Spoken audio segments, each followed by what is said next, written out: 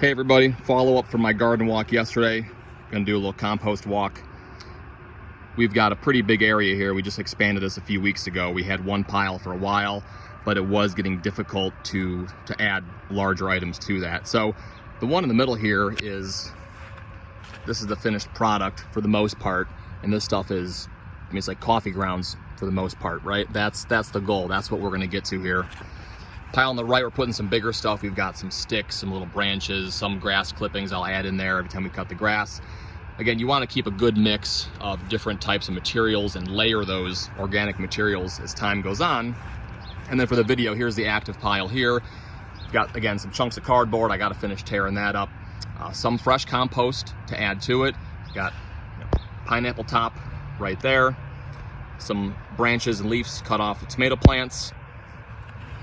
Then I went in the back and filled up a garbage can full of leaves from last fall. Already decomposed a little bit, but for the most part, not too much. I've got some paper shredding from the office. Every time this is full, bring it home. And again, that's all carbon. That's all carbon for the most part. There's a few other nutrients in there, of course. And then we've got just some kitchen scraps, some flowers in here. This is a very, very light bunch. Couple vegetables in there, fruits, etc. I don't think there's any coffee grounds today. And then I just cut the grass a little bit.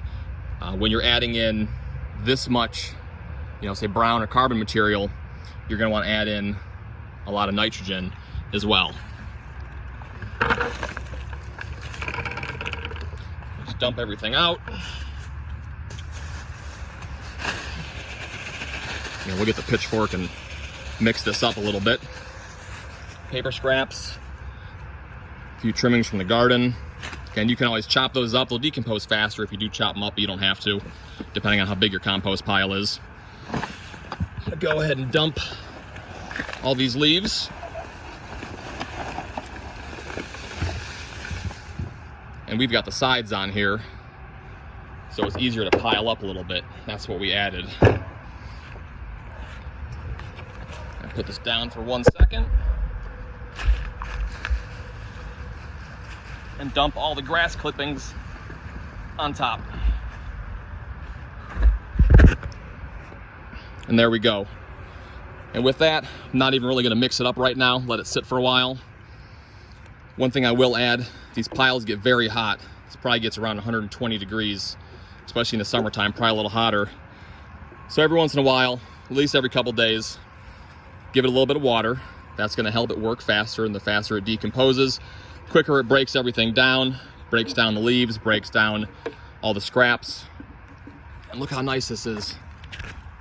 I took about a wheelbarrow full last week, put it around all the plants for a little boost. And do the same thing with these.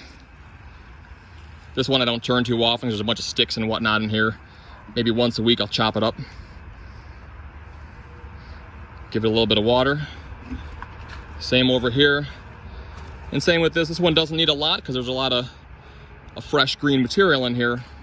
It's going to give off some moisture along with the heat. And I'll give it about a day or two. And then I'll turn that up a bit. Most of the grass is going to turn brown, and it'll start decomposing those leaves a lot faster as well. So hope that helps. Any questions, let me know.